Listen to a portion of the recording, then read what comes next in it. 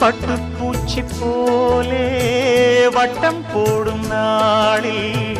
கட்டுக்காவல் ஏம்மா கன்னிப்பாவை வாழ்வில் தன்னைத்தானே யாரும் கட்டி போட்டதில்லை தென்றல் காற்றுக்கேது துளிப்பாய எல்லை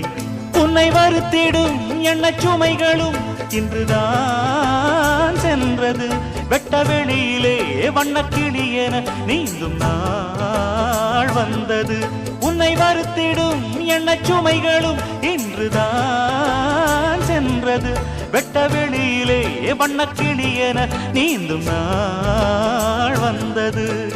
ஆவாரம் பூவே நீ வா